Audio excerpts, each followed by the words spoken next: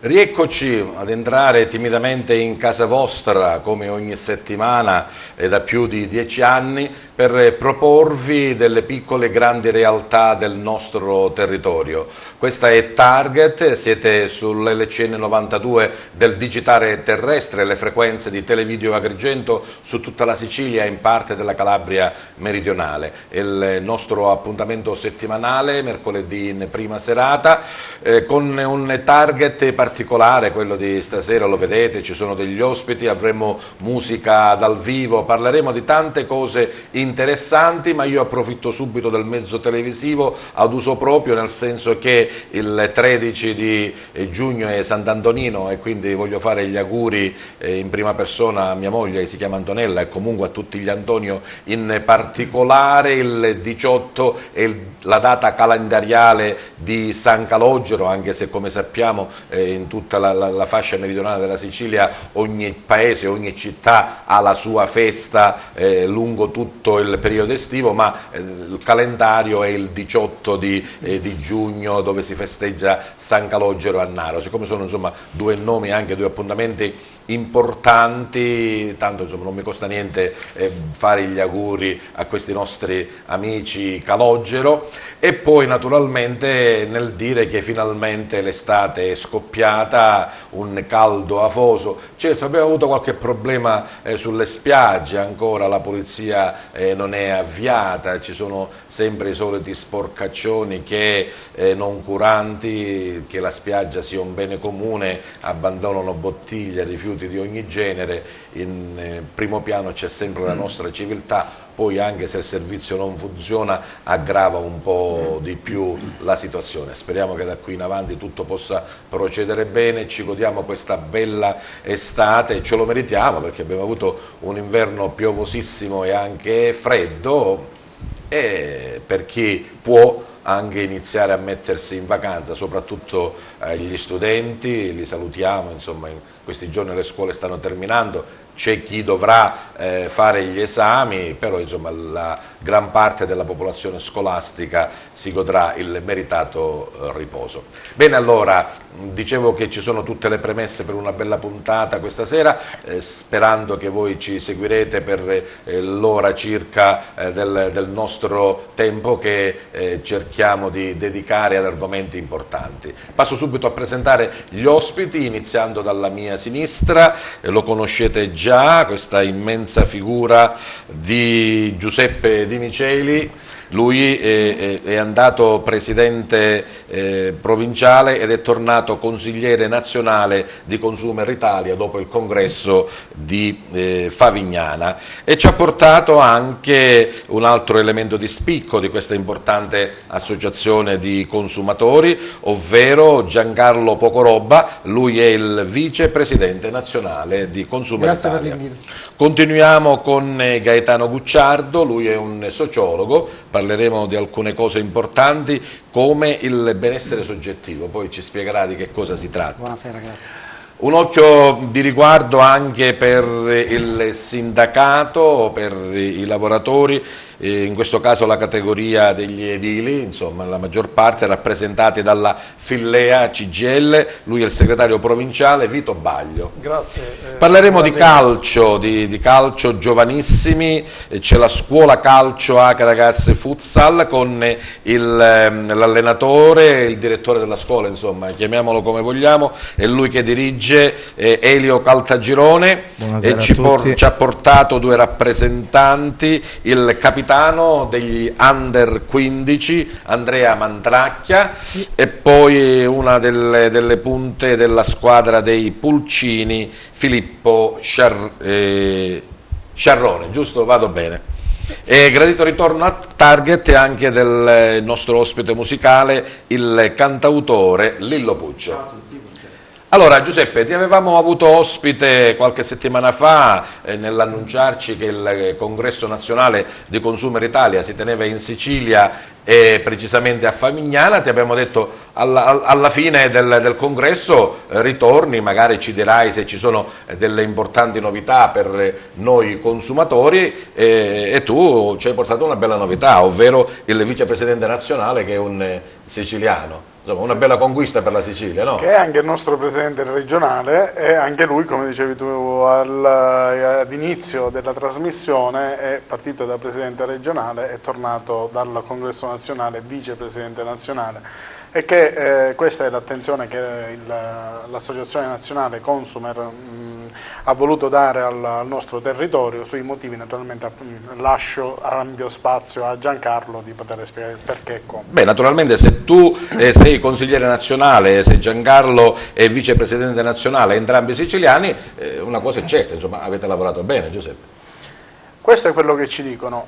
A noi il giudizio piace darlo ai nostri iscritti, che crescono onestamente periodicamente e i quali chi è già iscritto, grazie a Dio, ritorna quando ha delle problematiche, quindi di fatto significa che abbiamo saputo dare un buon prodotto, consentimi questa espressione, che virgoletto, perché la nostra più che altro è un'opera nei confronti appunto del consumatore barra cittadino, affinché lui stesso esca fuori dal proprio disagio, dalle proprie problematiche, e difatti la linea che è stata adottata in Consumer è quella di mettere avanti il cittadino avanti allo stesso consumatore.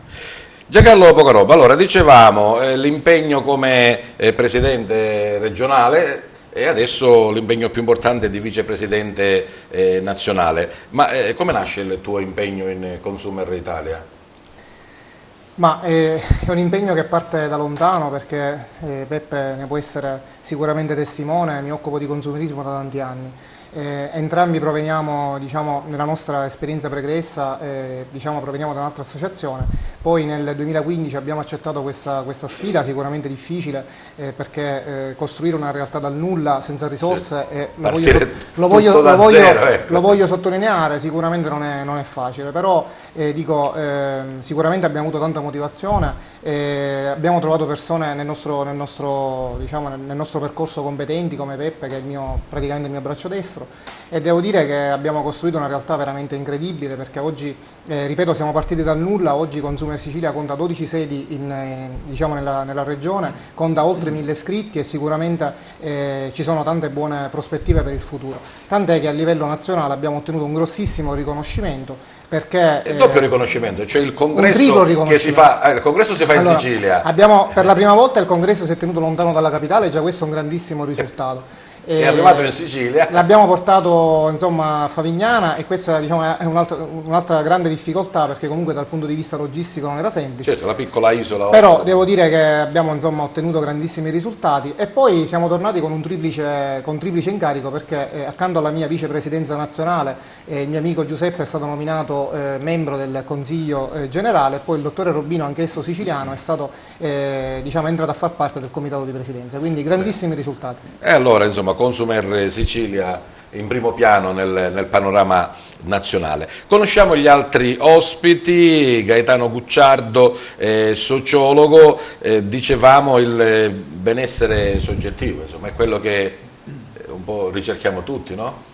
Sì, dunque c'è una premessa da fare, perché si tratta del polo universitario di Agrigento dell'Università di Palermo. Ha ricevuto l'incarico di fare una ricerca sul benessere soggettivo dei cittadini di Agrigento. Questa ricerca nasce all'interno del premio Bezzo, che è un premio che è stato conferito a 2 ristoratori di Agrigento. Ma io credevo invece che il benessere soggettivo fosse una cosa nostra personale, insomma, no? Sì. Cioè, nel ricercare noi stessi il nostro benessere. Cioè è quello, il benessere soggettivo è quello. Parte da noi, no? Chiaramente parte da noi, parte dal nostro livello di soddisfazione della nostra vita quotidiana, delle nostre relazioni con gli altri. Ma allora non sto tanto bene.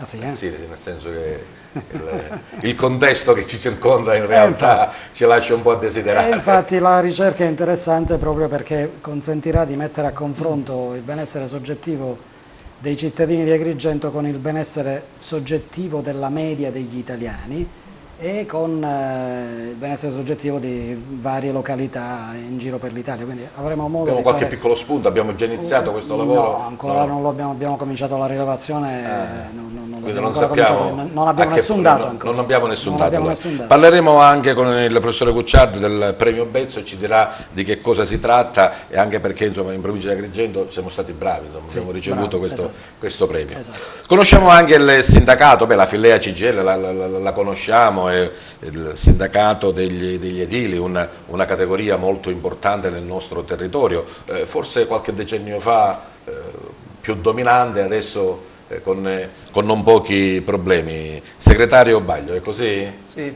purtroppo sì. Da 10 anni insomma, che registriamo numeri in negativo e da questo tunnel non vediamo ancora la luce. Le do dei dati inconfutabili della Cassa Edile, per esempio, che registra la massa salari, i lavoratori addetti, le aziende. Per esempio, per quanto riguarda i lavoratori, perdiamo dal 2008 ad oggi il 65% dei lavoratori. Questi lavoratori, magari qualcuno resta qua indirizzato verso l'agricoltura, ma molti di loro sono in giro per la Sicilia, sono in giro per l'Italia, anche all'estero. Quindi il 65% di questi lavoratori non sono più in edilizia. Poi se abbiamo passiamo da 8.000 e passa lavoratori a poco meno di 3.000 lavoratori. Se poi abbiamo delle opere importanti che, come si dice a Parigi, restano girici, e allora sì, poi abbiamo tante, si aggrava di più la cosa. Abbiamo tante incompiute. In Sicilia ne abbiamo 175, li abbiamo contati, li abbiamo monitorati. 162 per diciamo una cifra attorno ai 400 milioni di euro sono come stazione appaltante la regione siciliana. Per la verità poche cose in provincia di Agrigento. Io questo l'ho rimproverato a dei deputati agrigentini presenti in una riunione ieri a Palermo, riunione posta in essere organizzata con anche le aziende che lavorano per la 640, per la 121, con i politici. Hanno detto invitati tutti, poi alla fine lì erano presenti alcuni deputati del PD. Ne è uscito un quadro desolante, immagino. Ma un quadro, una cosa è venuta fuori lì, abbiamo saputo che il Movimento 5 Stelle credo il Movimento 5 Stelle abbia ripresentato l'emendamento allo sblocca di questi cantieri, promesso e non mantenuto. Sì, promessa non mantenuta nel decreto sblocca cantieri. L'emendamento anche era nella stato presenza tirato diretta di Conte e Toninelli a Caltanissetta. in quel decreto sblocca cantieri, che noi diciamo sblocca porcate, perché lì ci sono delle situazioni poco piacevoli, poi si possono affrontare in maniera, è un discorso molto, molto ampio. Dicevo, praticamente c'è questa novità, i 5 Stelle, ma erano disponibili anche i deputati del PD a presentare un emendamento che potesse dare questo 70% alle aziende creditrici e quindi poter forse riuscire a sbloccare queste due arterie importanti per Agrigento. Bene, parleremo del settore edile ancora con Vito Baglio. Conosciamo anche Elio Caltagirone, questa bella realtà del calcio giovanissimo, la scuola calcio Agragas Futsal. Che cos'è questo, Elio? Allora, praticamente siamo partiti da zero quest'anno. Mi hanno incaricato di gestire tutto il settore giovanile, dai piccoli amici, che sono i più piccoli di tutti, agli allievi, che sono quelli più grandi. Diciamo che range partiamo? Diciamo, il più piccolo quanti anni allora, ha? Il più piccolo ha 6 anni, da 5 a 6 fino anni, a 14, e il più grande 16 anni, 16 diciamo, anni, che sono gli under 17. Mi hanno dato questo incarico, all'inizio ci ho pensato, una grossa responsabilità, perché comunque sia, diciamo che con i bambini bisogna attenzionare tante cose. Certo. Alla fine, diciamo, la cosa più importante è che si debbano divertire. Quello prima di tutto, prima delle vittorie, prima di ogni qualsiasi altra cosa. E poi qualsiasi scuola che sia di calcio, di karate, di nuoto, deve essere basta che fanno sport, è anche già anche scuola di vita, Elio. Assolutamente sì, aggregazione, attraverso lo sport, aggregazione, stare con gli altri, cercare di essere tutti uguali, includere e non escludere, Questo è la cosa fondamentale. Bene, poi parleremo delle vostre vicende, diciamo, agonistiche, ecco. Assolutamente. Conosciamo anche il capitano Under 15, Andrea Mandracchia. Buonasera. Buonasera Andrea, una bella responsabilità essere capitano, no? In campo bisogna un po' guidare mister, tutti. Innanzitutto, andando abbiamo vinto il campionato quest'anno Under 15. Prima di iniziare il mister ci ha fatto un discorso e prima ci ha indicato i valori del calcio, c'è l'amicizia e il valore dello sport. E lui non se li prende mai i meriti, ma i meriti anche della vittoria del campionato sono soprattutto suoi, perché insegnandoci i valori della vita abbiamo vinto anche il campionato, ed è una bella soddisfazione. Bene, quindi anteponiamo quelli che sono i valori della vita, se poi viene il risultato agonistico ancora meglio. Bravo. Un saluto. Un vero capitano. Un vero capitano, ha parlato bene, se lo dice il professore che è un sociologo ci devi credere, Andrea. Conosciamo anche Filippo Sciarrone, lui è un po' più piccolo, Pulcini, cosa vuol dire? 10 anni, 11 anni?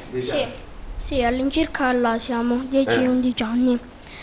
Quest'anno mi sono divertito molto, abbiamo giocato tutti, il mister ci ha fatto giocare tutti. Qual è il tuo ruolo? Il mio Filippo? ruolo è di posso giocare sia a centrocampo sia in attacco. Quale ti piace di più?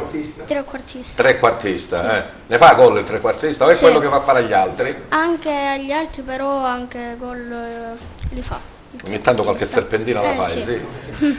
Molto innamorato della palla. Bene, bene, conosciamo, si fa per dire perché è un nostro affezionato, sia anche il cantautore Lillo Puccio, un gradito ritorno, un impegno con la musica, nello studio, nel lavoro, un po' tutto insieme, insomma. Sì, Lillo. devo dire fortunatamente questa passione che è cominciata più o meno a questa età E come non me lo ricordo io con lo zecchino che di continua Favara. fino adesso, perciò vedi il filo conduttore di stasera, i valori, il benessere comunque, questa è una cosa comunque importante che va salvaguardata assolutamente attraverso le passioni, può essere la musica, il calcio e qualsiasi altra cosa che comunque ci riconduce a quella dimensione non solo personale ma il recupero anche della dimensione dell'altro. Ecco. Certo, da piccolo interprete delle canzoni insomma più semplici che un bambino può cantare, man mano Certo, poi un'evoluzione canora, Chiaro, sì, diventando compositore e autore. Certo. Perché negli anni naturalmente mi sono un po' così specializzato,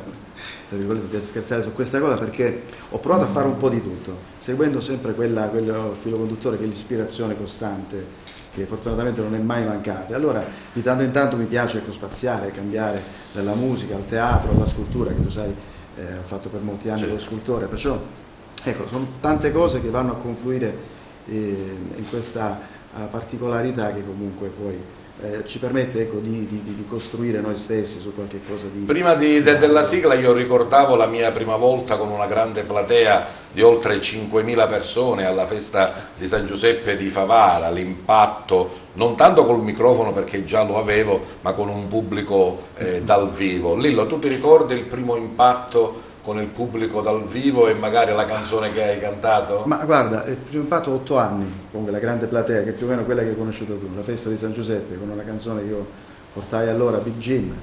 Col gonnellino a scacchi e Quale? col gonnellino a scacchi e la canna di bambù. Quella è una canzone dello Zecchino d'Oro.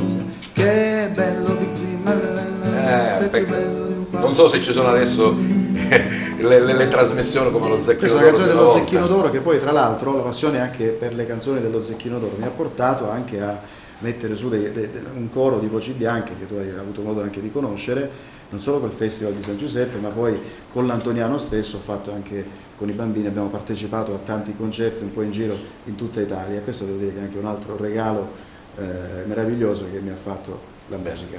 Poi parleremo anche del regalo che tu hai fatto alla tua città, abbiamo modo di parlarne, avremo modo di parlarne, insomma questi sono i nostri ospiti, come avete visto magari possono essere delle argomentazioni un po' diverse, ma come nello stile di Target riusciremo senz'altro ad amalgamarle e a far sì che ognuno per quanto riguarda il proprio ruolo possa esprimere nel poco tempo insomma, che la nostra trasmissione dedica, anche quelli sono i concetti fondamentali. E ritorniamo al vicepresidente nazionale Giancarlo, che cosa è emerso dal congresso di Favignana?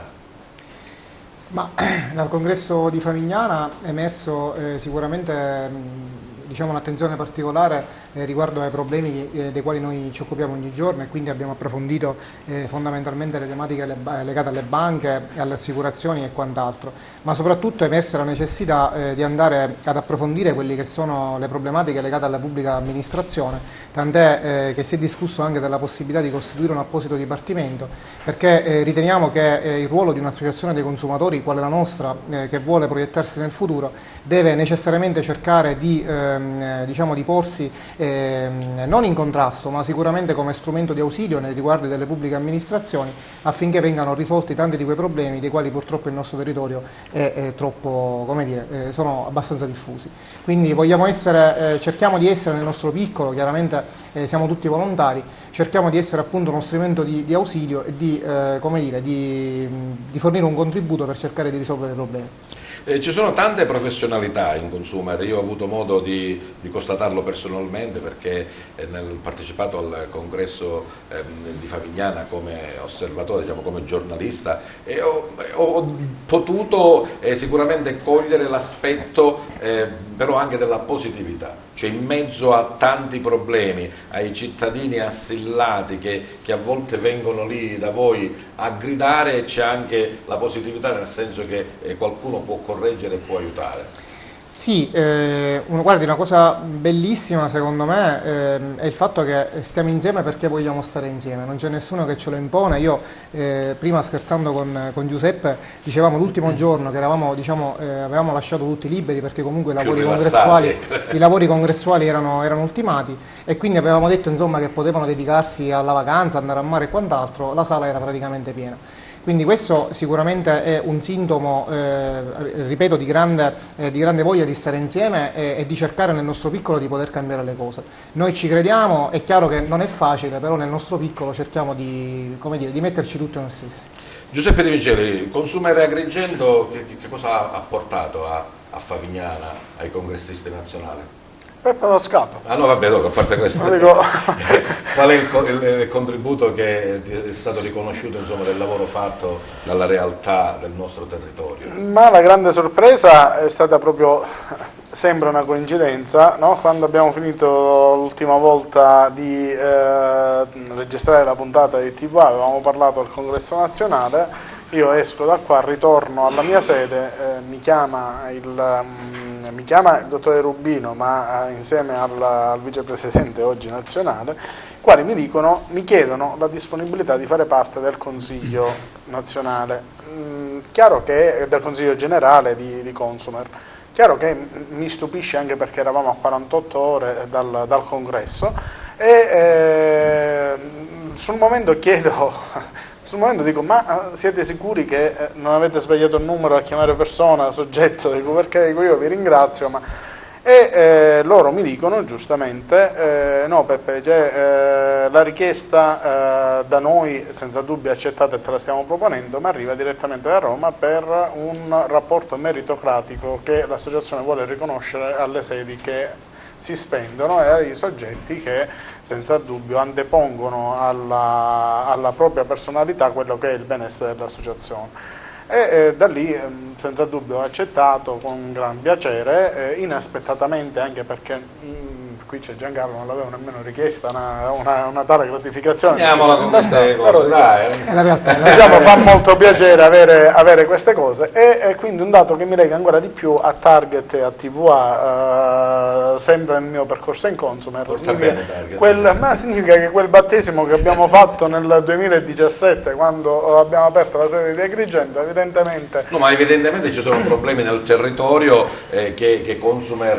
riesce a risolvere, e quindi, diciamo, porta avanti a risolvere, o a volte a stare accanto a chi vuole risolverle. È il caso, consentimi, approfitto dell'occasione della tematica degli ultimi giorni, cioè della lettera intimidatoria arrivata a patronaggio del procuratore di Agrigento, procuratore della Repubblica, e per il quale sabato mattina dei comitati civici che si riconoscono in un loro coordinamento, il Titano, hanno organizzato un sit-in di sostegno al procuratore, e in questo caso, parlandone anche con noi abbiamo già dato l'adesione, come ha dato l'adesione a questa iniziativa perché vogliamo essere presenti fisicamente e dare un segnale di vicinanza alle istituzioni, anche il forum regionale dell'acqua pubblica, insomma un pochettino la cosiddetta società, che è la società civile che si muove e anziché parlare semplicemente vuole iniziare ad essere presente, perché è chiaro che il gesto è molto pesante, a mio modo di vedere forse va anche al di là della motivazione stessa, però mi fermo lì perché è chiaro che ci sono delle indagini in corso e sicuramente il percorso sarà ancora lungo. Bene, ritorniamo al professore Gucciardo. Prima di affrontare questo percorso, questo studio, questo progetto insomma, sul benessere soggettivo, lei ha accennato del premio Bezzo. Di cosa si tratta? Il premio Bezzo è un premio che è stato assegnato a 2 ristoratori di Agrigento che sono Ginger e Terracotta. Perché cucinano bene? Sì, non solo, non solo. Il premio Bezzo è particolare perché è un premio dato naturalmente alla qualità di quello che si cucina, ma anche considerando parametri quali la sostenibilità, l'uso di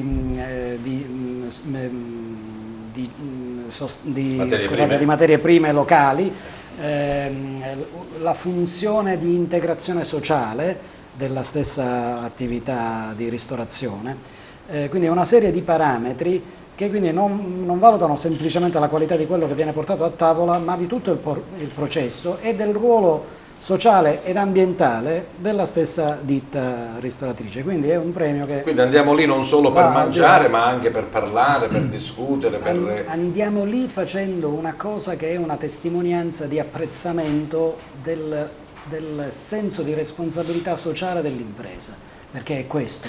Il premio Bezzo in qualche modo è ispirato alla figura di Olivetti e quindi all'idea che l'impresa non è semplicemente un soggetto che deve fare profitto, è manco un soggetto che crea lavoro, è un soggetto radicato nel territorio che dal territorio riceve e al territorio deve dare.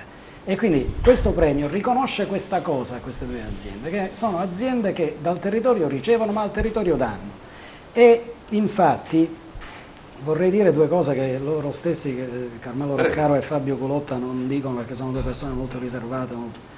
Il premio è stato conferito, ho parlato con la giuria e mi hanno spiegato che i giudici separatamente, ognuno per i fatti propri, hanno espresso il giudizio sulle aziende che partecipavano a questa selezione. Naturalmente è un premio nazionale, quindi la selezione è stata fatta su scala nazionale con ristoratori delle città che hanno partecipato alla selezione per Capitale della Cultura. Siamo arrivati in finale con Parma, i giudici all'unanimità hanno scelto Ginger e Terracotta, cioè abbiamo fatto cappotto, e dico abbiamo perché è la città che diciamo, sono espressione della città.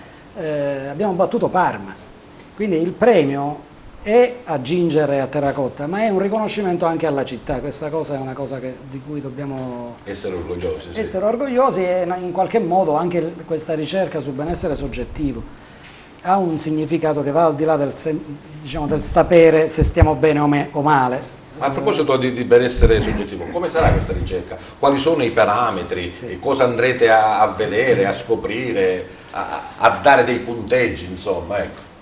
Molto sinteticamente, faremo un campionamento probabilistico nel quale naturalmente dovremo ottenere una rappresentanza di diverse categorie di cittadini in base naturalmente al genere, all'età, al grado di istruzione, alla professione, anche al quartiere di residenza. Quindi avremo un campione rappresentativo della popolazione alla quale porremo una serie di domande che sono centrate su diverse dimensioni del benessere, dalla soddisfazione per la propria vita quotidiana, la soddisfazione per il lavoro, la soddisfazione per la salute, la soddisfazione per le relazioni amicali, per le relazioni parentali, le aspettative per il futuro.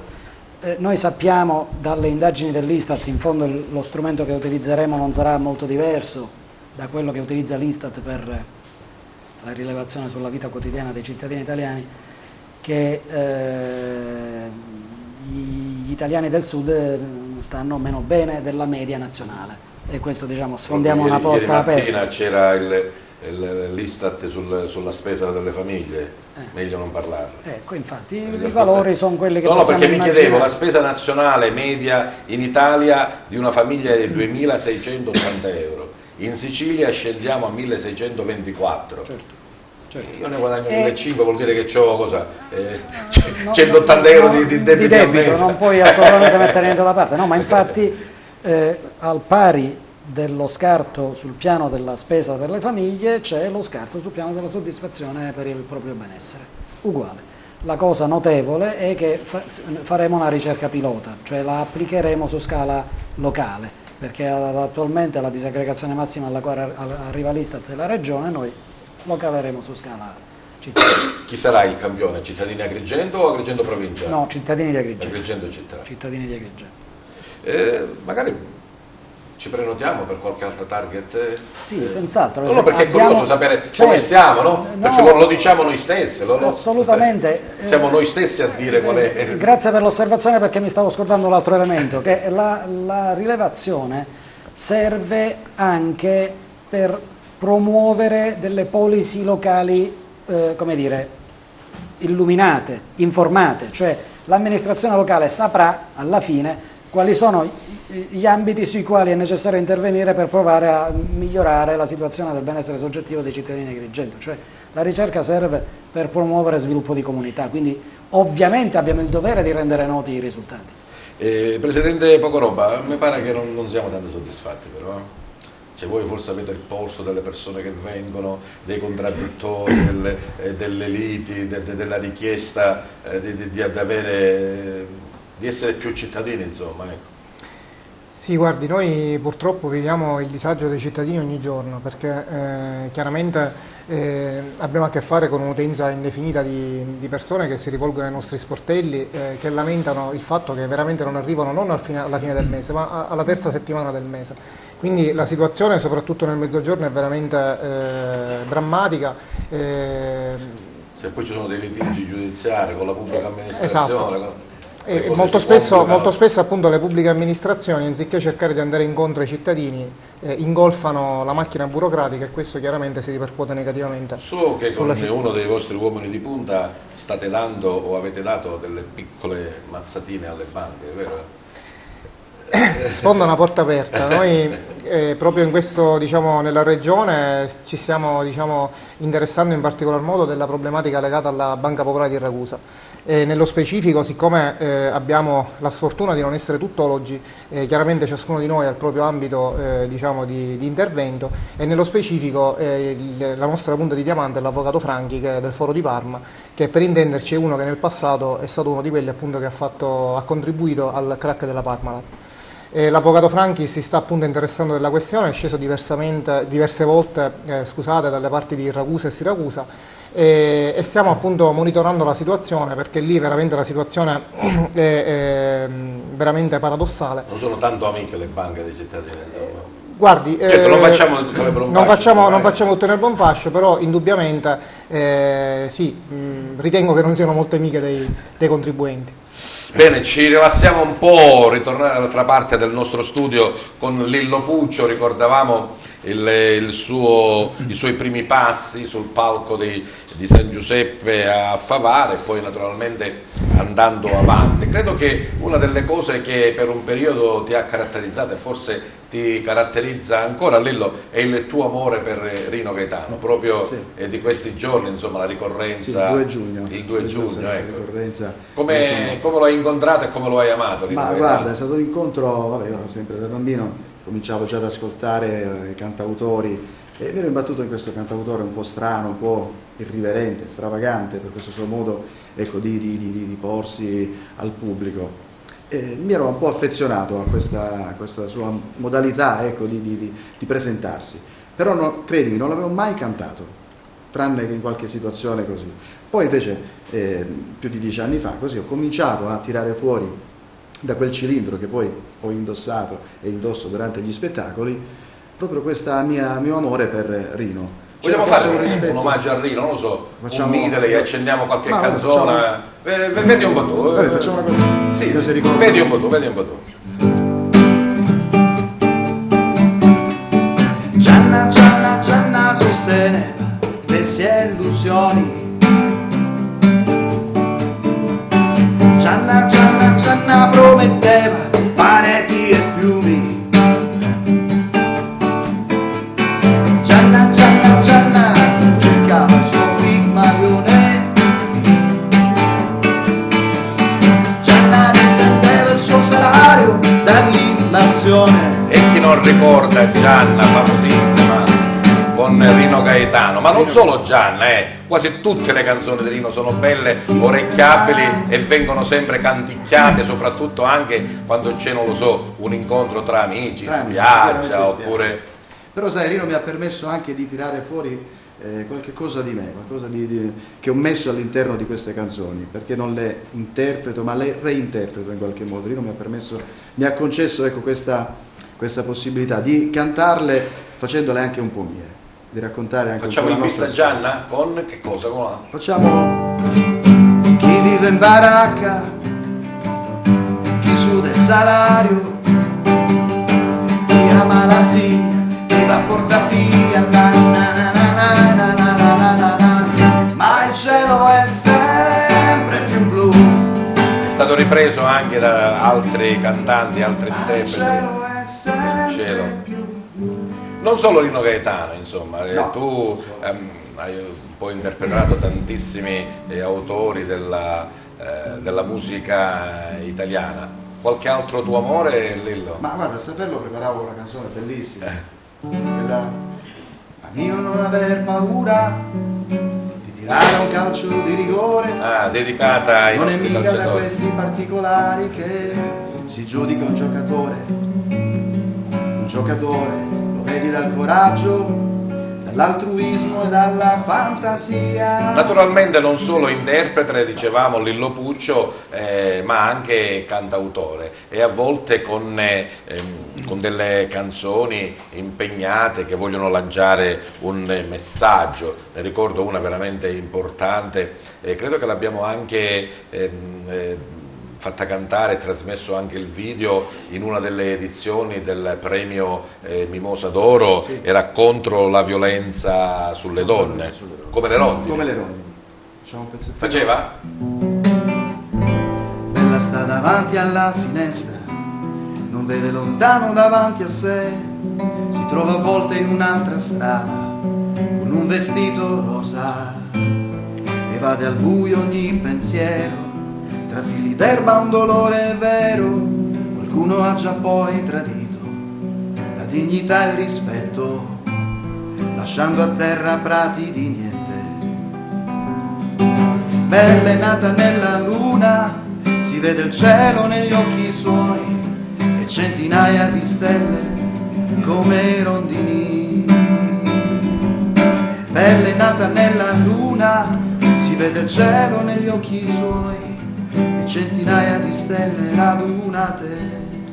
Come le rondini, contro la violenza sulle donne. E un altro tema attualissimo in questo panorama di ricerca, di studio e anche di proposizione del cantautore Lillo Puccio, ovvero i migranti, l'amara-terra che a volte si lascia e certe volte anche la malaterra che a volte si trova. Faceva parte di un progetto più complesso, sì, questo? Un progetto legato a uno spettacolo teatrale che ho portato ultimamente a Vittoria all'interno di una rassegna teatrale molto interessante di teatro contemporaneo, lo spettacolo dal titolo L'isola delle anime migranti, e la canzone invece è tratta dallo spettacolo Amara-terra. Amara-terra.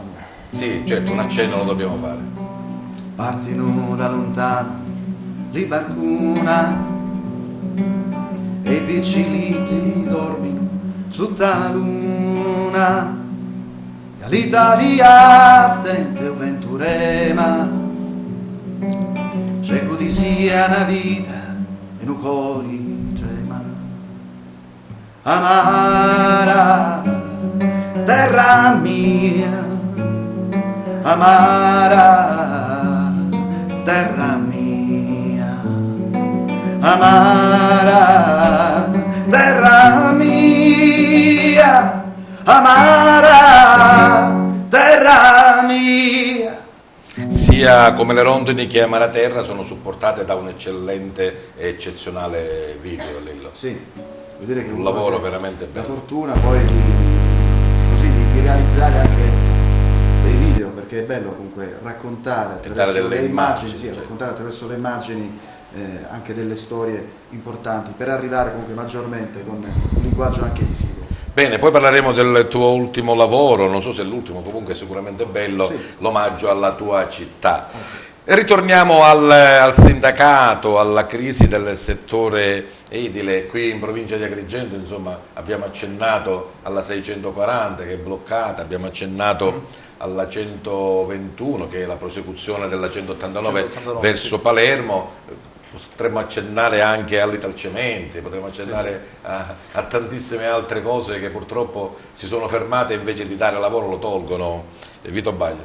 Sì, volevo dire questo a proposito della 640, noi siamo interessati perché al tratto che deve essere completato, anche per è un'infrastruttura importante per i cittadini, abbiamo tanti lavoratori della provincia di Agrigento che sono occupati in quel tratto, è il tratto di Caltanissetta, ma noi siamo ugualmente occupati e facciamo le lotte anche per chiudere questo tratto, per dare lavoro a questi lavoratori che sono bloccati, sono in cassa integrazione e per dare una struttura, cioè un'infrastruttura a questo territorio. Poi sul fronte della 121, giustamente ho detto io, poi ha detto lei, è la prosecuzione della 189. È la strada che ci porta a Palermo. Siamo arrabbiati per due motivi. Uno perché c'è quel tratto che ricade sul territorio di Palermo che non è stato completato e quindi ci sono dei problemi che dovrebbero 6-7 semafori, interruzione, dovrebbero risolversi. L'importante è che si chiude quest'opera, ma siamo arrabbiati perché sulla 189 non c'è un progetto. Io ieri all'onorevole Savarino e all'onorevole Catanzaro, che erano i due deputati presenti in quella riunione. Abbiamo avuto una riunione con le imprese che stanno creditrici e quindi che dovrebbero lavorare su quelle opere, le organizzazioni sindacali, insomma, e questa deputazione, invitati tutti, hanno sbagliato chi non sono stati presenti in quell'incontro. Io ho ricordato le tragedie di questa provincia e ho ricordato loro che questa provincia aveva una deputazione, che io non faccio colore politico, insomma non lo sto sottolineando, una deputazione che contava a livello regionale e determinava le politiche nazionali. Anche all'onorevole Savarino ho ricordato che c'era un suo concittadino, buonanima, che ha messo mano, e lei ha detto il ministro dei trasporti, sì, il ministro dei trasporti che è riuscito a fare un pezzo di autostrada e che si è dovuto scontrare con il nord. Ora dico, noi abbiamo necessità di chiudere queste due arterie, ma abbiamo anche la necessità di mettere risorse pubbliche, perché qua appena un terzo della massa salari che arriva alla cassa edile praticamente è da lavori pubblici, quindi cosa esigua. Noi abbiamo delle grandi difficoltà, la 115 la attraversiamo tutti, proprio su Porta Empedocle abbiamo tre ponti in difficoltà, stanno intervenendo sul ponte subito dopo la cementeria andando verso Sciacca, sì, sul semaforo forse sbloccheranno e faranno senso, non più senso unico ma alternato, ma perché non so come dovranno fare quest'estate. In cambio non bastano assolutamente entrano all'interno di Porto Empedocle, quindi diciamo una situazione... C'è il terzo ponte, che ci sono difficoltà, non voglio esprimermi qua perché non vorrei creare un allarmismo. Potrebbe essere chiuso, ecco. Lo dico sì, io invece. ci sono delle serie difficoltà. Professore Cucciardo, altro che benessere soggettivo, qua dobbiamo indagare sul malessere, non sul benessere. Ma mentre parlava Vito, riflettevo che buona parte della didattica universitaria ad Agrigento è affidata a colleghi di Palermo, i quali devono venire da Palermo e siccome con la macchina è diventato un dramma, ci vogliono 2 ore e mezza, alcuni prendono il treno. Ora, ok, il treno ci mette un paio d'ore, ma se scendono ad Agrigento Bassa devono farsi a piedi fino a Calcarelle, perché non c'è un sistema di collegamento. Se hanno lezione a Villa Genoardi devono arrivare alla stazione centrale e arrivare a Villa Genoardi, quindi devono prendere un taxi. L'ospitalità è assicurata loro al villaggio Mosè. Se devono andare a lezione l'indomani mattina, come fanno? Non ci sono mezzi pubblici, devono pagarsi il taxi perché non è coperta la spesa. Adesso, va bene, il consorzio provvederà a rimediare a questi problemi, però in questi anni la chiusura della 189 e della 121 ha strozzato tante cose, fra le quali pure l'università, perché molti colleghi poi alla fine non se la sono più sentita di rinnovare l'impegno con Agrigento, quindi è assolutamente... E aziende. Poi per non parlare delle accennavo io prima, Vito Baglio, anche all'Italcemente. Sì, guardi, io ho potuto seguire questa vicenda dal 2014 perché sono stato eletto segretario generale della Fillea Gigente. Parliamo della cementeria di Porto Empedocle. Cementeria di Porto Empedocle. Immagini che io lavoro alla Capitaneria di Porto e c'erano 10 navi che andavano e venivano, sia per portare la materia prima per far diventare cemento, ma poi anche il cemento già pronto per portarlo fuori. Adesso Fumaloro ha studiato per fare. Sì, praticamente dico, questa ultima vicenda è partita dal 2012, giugno 2012. Una lettera della direzione di Bergamo annunciava la chiusura di questo stabilimento. Grazie alle lotte dei lavoratori l'azienda ha fatto un passo indietro e ha deciso di fare il centro di macinazione. Dopodiché io, ripeto, questi lavoratori sono stati posti in cassa integrazione straordinaria e fino a settembre 2014. Io, ripeto, ho seguito questa vicenda poi dal 2014. Noi abbiamo fatto per esempio una cassa integrazione in deroga, anche se c'è stato il decreto ad agosto, il decreto Poletti, che diceva alle regioni: guardate, voi fate accordi, poi i soldi ce li dobbiamo mettere noi Stato, non ci stiamo più. Quindi abbiamo potuto fare questa cassa integrazione in deroga fino a dicembre, dopodiché c'è stato un esubero di lavoratori, 26 sono andati via, sono stati posti in mobilità. Avevamo cercato di fare un accordo con l'azienda che si era pronunciata stranamente in maniera positiva davanti al cardinale lì in Confindustria, al sindaco di Porto Empedocle allora Firetto, a deputazione agrigentina e al prefetto, si era pronunciata a fare i contratti di solidarietà. Si è tirata indietro. Io infatti avevo telefonato subito al mio collega del Nazionale, avevo detto: guarda, abbiamo fatto un accordo verbale con i Italcementi, i lavoratori si fanno i contratti di solidarietà, quindi non si licenzia nessuno. Guarda, dice, non ti credo, è 6 anni che vado appresso ai Italcementi, si sono tirati... La situazione attuale qual è? La situazione attuale, ci sono 31 lavoratori, di cui uno era direttore ma adesso fa le funzioni, stanno per ora lavorando, però ci sono 26 lavoratori che sono fuori, sono in quelle... il 14 di dicembre sono stati posti in mobilità, alcuni per 4, 3, 2 anni, adesso hanno finito gli ammortizzatori sociali, ma con questa azienda noi abbiamo fatto 2 accordi, uno quando sono stati posti in mobilità, nel senso che è stato dato loro un incentivo all'esodo e i lavoratori hanno concordato con l'azienda di non avere subito ma averlo nel tempo, a condizione che se dovesse l'azienda fare risultati diversi rispetto a quelli che ha oggi in negativo, potevano essere riassunti qua in Sicilia o anche al nord. E con questo accordo 2 lavoratori già lavorano al nord, 2 di questi lavoratori, perché poi alla fine sono rimasti solo 18 con questo accordo. 2 di loro già sono e lavorano al nord.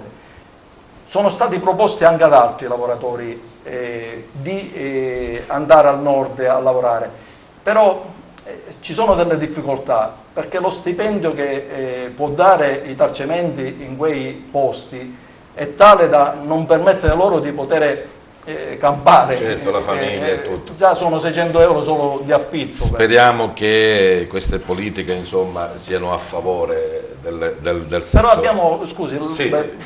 Avevamo un altro, in questo accordo c'era un'altra clausola, che Italcementi si impegnava a cedere parte del sedime, perché Italcementi ha 700 ettari di terreno tra stabilimento, cave e tutto, 700 ettari di territorio di Porto Empedocle, che credo forse prende anche qualche po' Agrigento. Si era impegnata a cedere parte del sedime se c'erano delle imprese, delle aziende interessate a insediarsi. Quindi ultimamente si sono trovate 2 aziende disponibili, una di queste è intenzionata a investire 40 milioni di euro e quindi questo consentiva loro di avere parte del sedime con un prezzo ragionevole, però dovevano assumere questi lavoratori. Di fatto ancora stiamo discutendo. Vabbè, stiamo affrontando. Di arrivare in porto. C'è anche il prefetto Speriamo di arrivare in porto. Ritorniamo alla scuola di calcio Akragas Futsal. Allora, Elio Caltagirone, quali sono stati i risultati più belli, oltre che quelli che ha detto il capitano, di essere innanzitutto dei ragazzi convinti del ruolo prima di persone e poi di calciatori? Allora, innanzitutto mi preme ringraziare la società che mi ha dato questa responsabilità e ha avuto fiducia nella mia persona, facendo sì che io gestissi il settore giovanile. Non facile, lo avevo già fatto nell'Agras 5-6 anni fa, però diciamo che è una grossa responsabilità. È una società che milita, la Ragazzi Futsal è una società di calcio 5 che milita nel campionato nazionale Serie B, quindi si è salvata quest'anno con tanti sacrifici, con un ottimo allenatore che è Peppe Castiglione, con il presidente Paradiso e il dirigente Bruccieri che hanno reso possibile questa mia, diciamo, collocazione nel settore giovanile. Siamo andati a San Vito Lo Capo con i giovani, abbiamo messo in evidenza molti 2004 che hanno giocato nei campionati Under 17 regionali, confrontandosi con squadre di Serie A tipo Meta Catania e Marità e Augusta, giovanili di squadre che stabilmente stazionano nei campionati della Serie A nazionale del calcio a 5, quindi anche per loro hanno fatto una bella figura, insomma. Assolutamente sì, perché diciamo che si sono destreggiati in maniera onorevole, quindi sono molto contento di loro, sono cresciuti sotto tutti i punti di vista. E credo che per un altro anno ci sono, con 60 iscritti come primo anno, delle basi per cercare di crescere ulteriormente. Capitano, allora raccontaci un po' di te, insomma, come è andato questo campionato? Allora, innanzitutto ci siamo divertiti molto, soprattutto con tanti valori e soprattutto col valore dell'amicizia, perché veramente si è creato un bel gruppo tra tutti noi. Magari alcuni non vi conoscevate nemmeno, no? Non ci conoscevamo. Vi siete incontrati lì nella scuola? Siamo incontrati lì, abbiamo fatto amicizia e così appunto si è creato un bel gruppo di essere così, siamo stati tutti insieme tutto l'anno e questo gruppo, così abbiamo vinto il campionato. Soprattutto. Ma papà, che ci piace il folklore, la musica, il ballo, ci piace pure il... Certo, è molto contento di È il tuo tifoso allora, sì? Sì, sì. E tu metti come primo piano il calcio oppure il... Scelta difficile. È difficile scelta. No, dicevo perché Mandracchia e Andrea è figlio di Filippo, no? Insomma, sì. Con il gruppo folcloristico... Mi diverto molto. Ti diverti molto, tutte e due le cose, sì, insomma, sì. Dai. Trovi il tempo di Trovo il tempo di coniugare le mie le mie passioni. E la scuola normale? No, la scuola... quella è la prima. Quella è il primo posto. È finito? Sì, per fortuna è finita. Com'è finita? Benissimo. Finita bene? Sì. Mi fa piacere. Che volevi dire? Se posso interrompere, la cosa importante che noi diciamo è la scuola. Studiate, poi venite alla scuola calcio e vi divertite. Questo volevo sottolineare. Giusto. Filippo invece, tu, la scuola è terminata, no? Sì. Dove vai a scuola tu? In quinta elementare, prossimo anno in prima media. E devi fare gli esami, o non ci sono più gli esami in quinta elementare? No, ci stanno. Ci stanno, li devi fare? No. Già fatti. Già fatti? Sì. Com'è andata? Diciamo. Non lo so. No, diciamo allora. Bene. Cioè uno che ha studiato durante l'anno lo capisce se l'esame poi andrà bene, no? Sì. E col calcio invece? Col calcio mi sono trovato bene. Categoria Pulcini. Lui anche gli esordienti. Anche esordienti. Con gli esordienti abbiamo giocato molto bene, abbiamo vinto tante partite, ma anche le sconfitte che ci stanno. E vabbè, insomma, le sconfitte poi ti aiutano ad impegnarti di più. A gol come sei andato tu? Bene. Quanti? 20. 20. In quante partite? Non lo so in quante. Come sono mister, come sono questi 20 gol? Piglia il microfono. Diciamo, sono una media alta? Una media discreta. Anche perché lui su questi 20 gol dobbiamo sommare anche i 5, 6, 7 assist che a me piace di più quando fa segnare che quando segna. Però è bravo. Bene, bravi, mi fa piacere soprattutto per come questi ragazzi si esprimono e mettono in primo piano l'amicizia, i valori della vita, lo studio e naturalmente se poi viene anche la soddisfazione nella competizione ancora meglio.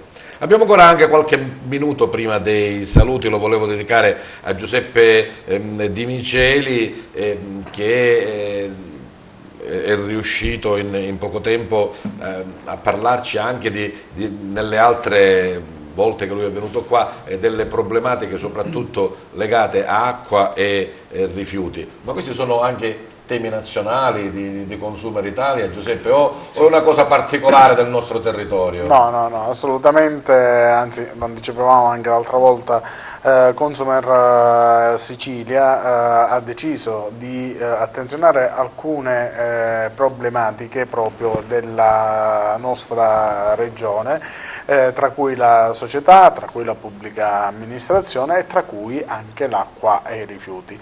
Io non credo che a Bergamo hanno problemi di acqua e rifiuto, forse magari sotto altri... No, io parlavo sotto l'aspetto regionale, sotto l'aspetto regionale. Ci caratterizza di più rispetto al nazionale. È chiaro, perché noi abbiamo un piano dei rifiuti che oggi è per l'ennesima volta rimodulato perché è stato bocciato al governo, quindi abbiamo un piano di discarica in piena crisi, di fatto paghiamo la TARSU, la TIA, l'imposta, ecco, quella che è sullo smaltimento dei rifiuti, che vuoi in tutta la Sicilia è quasi ai massimi livelli, di fatto senza avere un servizio di sostanza, e ti dirò che anche lì la problematica non dipende tanto, le aziende mettono la loro parte, però è pur vero che anche la regione, o meglio l'assenza delle dovute discariche mette anche in crisi le aziende stesse. Se poi ci mettono anche i comuni a complicare le cose con delle tassazioni, dei regolamenti e degli accertamenti che non dovrebbero essere fatti, esattamente, guarda, fatti, allora... Oggi abbiamo, consentimi di poter dire, i comuni canaglia, perché purché si faccia cassa ondo coio, scusa l'espressione, ma veramente i dirigenti interpretano il regolamento comunale in senso estremamente restrittivo o letterale della parola e automaticamente escono fuori delle imposizioni che inaspettate, che non si sapevano. Certe volte ci sono anche dei ruoli sporchi che vengono dati così a riscossione senza constatare, nemmeno esattamente, un ruolo sporco senza avere nemmeno verificato se addirittura c'è il pagamento. Attenzione, sta succedendo pure questo, che il contribuente paga e il comune non ha il dato. io voglio capire, il comune che oggi ci dice che è in difficoltà, e sono la stragrande maggioranza, ma mi spiegate come caspitina vi fate questi calcoli, quando non sapete nemmeno ciò che incassate? Com'è che pretendete di poter spendere? Com'è che pretendete sempre e comunque al cittadino che si versi la quota impositiva? Ecco perché è diventato consigliere nazionale, lo dico io. Bene, allora siamo quasi arrivati alla chiusura del nostro appuntamento, ancora abbiamo qualche minuto che voglio dedicare ancora una volta a Lillo Puccio, però ricordando i nostri ospiti, specialmente chi non è mai venuto, che fra un po' ci sono i saluti, nel saluto professore non è che arrivederci, grazie e buonasera, no? Sarebbe troppo riduttivo, insomma, che dovete fare? Dovete fare il compitino, cioè vorrei che voi nel vostro saluto, non lo so, accennasse a qualche pensiero, qualche frase, qualche citazione, insomma un qualcosa che veramente ci faccia apparire naturalmente le cose sempre in positivo, perché noi il bicchiere lo vediamo sempre mezzo pieno e vogliamo continuare ad essere così, quindi preparatevi con il pensiero, perché poi vi interrogo. Lillo, abbiamo un po' percorso velocemente, volevo dire la tua carriera, insomma, è molto riduttiva, no? due, tre punti della tua carriera, della tua passione musicale, e lo accennavamo all'inizio, questo omaggio che tu hai voluto fare alla tua città, a Favara, questo amore per le tue radici. Sì. Come è nata e che cosa hai assemblato, insomma? Ma guarda, devo dire che è nata in brevissimo tempo, io in 3 minuti ho scritto la canzone, e da lì proprio è partita anche l'idea di realizzare il video. Infatti ho chiamato subito il mio amico Giuseppe Bennica, che poi comunque lui ha girato il video, e da lì comunque è partita questa grande avventura. Devo dire che comunque è stato appunto un dono, come dicevi giustamente prima tu, che in qualche modo vuole lanciare un piccolo messaggio, che è quello di recuperare il senso di responsabilità, come diceva prima il dottor Cucciardo. Sì. Questo senso di responsabilità che ci riguarda tutti da vicino, dal più piccolo senso di appartenenza sì, alle tradizioni, e parte proprio questo racconto immaginandomi un po', ritornando un po' bambino, quando forse appunto lo spirito puro per raccontare in maniera forse distaccata una realtà che uno ha amato e che comunque si spera che nel tempo possa recuperare appieno quella dimensione. Favara è di tutti, e questa è la canzone e il video. Permettimi Giuseppe di dire una cosa molto bella, di ringraziare tutti quelli che hanno partecipato, perché tu lo sai, Favara sono tanti amici che fanno teatro, però io ne saluto una per tutte, che è Maria Carmela Pecoraro, che all'inizio apre il video con me, dicendo quelle frasi sul sughetto molto particolari. L'ascoltiamo e vediamo subito. Favara è di tutti.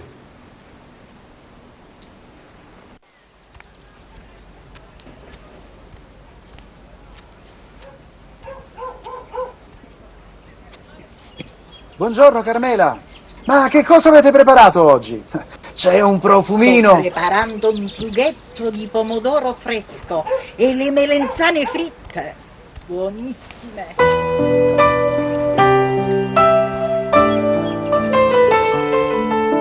Intrecci di rami diventano strade della mia città. Ricorro alla memoria per dare un senso a questa mia realtà. Mi rivedo bambino a giocare in cortile, quanti palloni lanciati sopra i tetti assolati, la bellezza era un fiore nascente che profumava già. Favare di tutti, non pensare che sia di un altro, ogni singolo gesto può cambiare le cose, se fatto col cuore rende tutto migliore. Favare di tutti, non pensare che sia di un altro, la bellezza è un fiore che nasce ogni volta e vive dentro di te.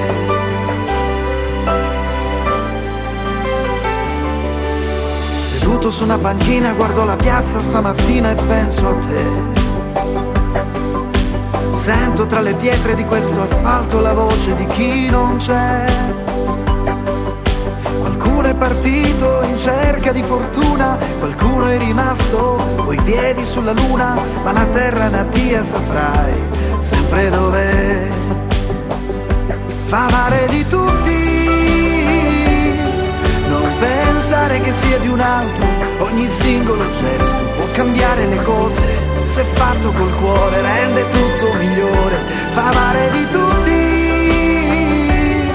non pensare che sia di un altro, la bellezza è un fiore che nasce ogni volta e vive dentro di te. Quando vorrai passare, prendiamo insieme un caffè, non siamo soli io e te.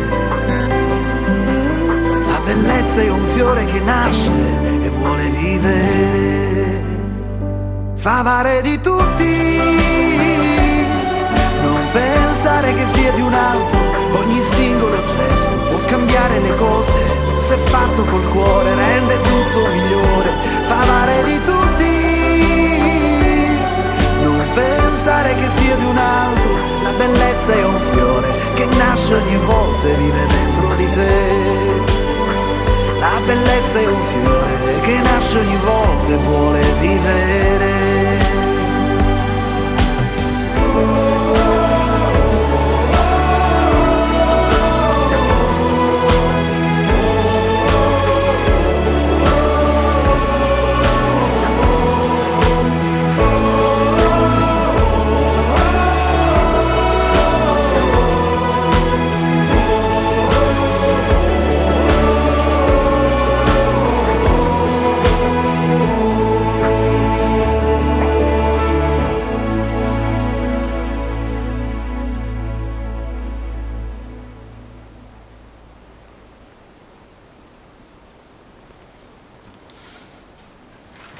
Bravo.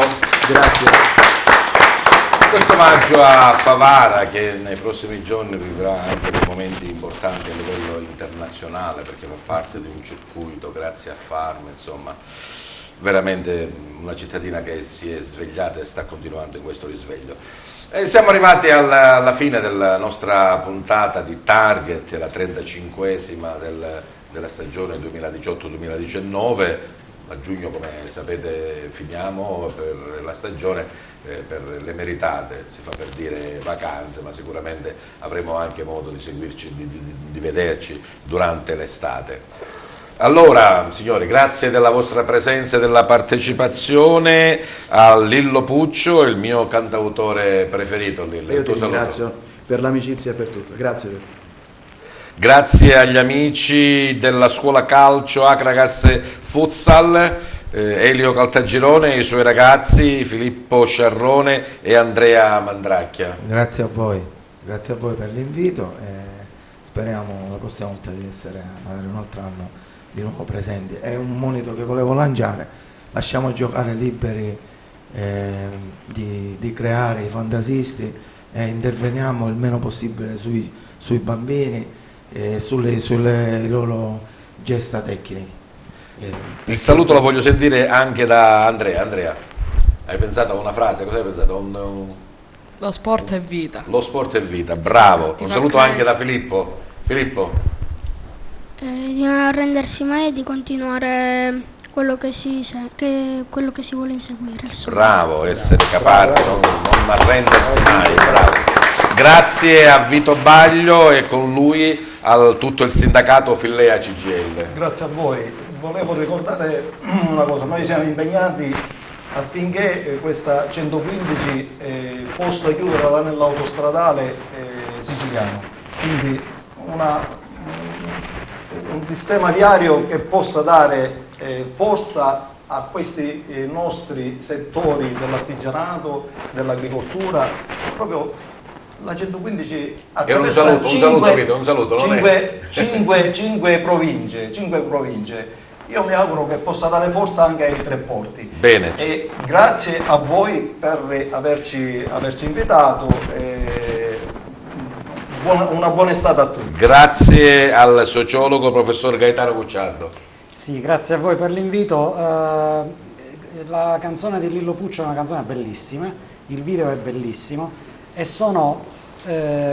raccontano una Favara che è cambiata, che sta facendo un'esperienza fondamentale di livello mondiale e sono testimonianza del fatto che noi abbiamo bisogno di queste cose, cioè abbiamo bisogno di raccontarci in una maniera diversa. È vero che stiamo male, è vero che il nostro benessere soggettivo tende al negativo, però ci sono delle realtà positive che dobbiamo essere capaci di valorizzare e di raccontarci, perché anche questo fa, anche poterci dire che forse qualche cosa di buono lo facciamo.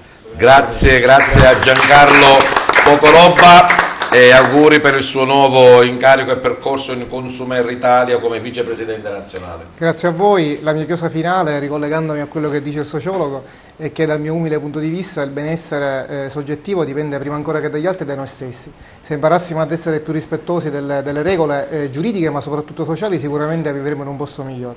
Grazie a Giuseppe Di Miceli e complimenti per il suo nuovo ruolo di consigliere nazionale Consumer Italia. Grazie Peppe, l'invito che faccio è quello, lo faccio ai cittadini, se mi consenti, ai quali l'Angio Nasdaq scatta il segnale, è un concorso che ha fatto Consumer, troverete meglio in dettaglio su consumer.it, che è riservato per la sicurezza stradale e in estate principalmente dove il traffico aumenta sensibilmente occorre una maggiore sicurezza, cosa che purtroppo le istituzioni a volte sono deficitarie perché c'è qualche segnale che diciamo non si capisce nemmeno, non segnala, ecco, e quindi vi invitiamo a fotografare il segnale che non segnala e ad inviarlo a consumer.it per poi noi fare un'adeguata relazione e contestazione a chi di dovere. Grazie a TVA, un abbraccio particolare, scusami, al direttore di TVA, un abbraccio particolare all'editore. Un abbraccione a te sempre per l'ospitalità che mi poni.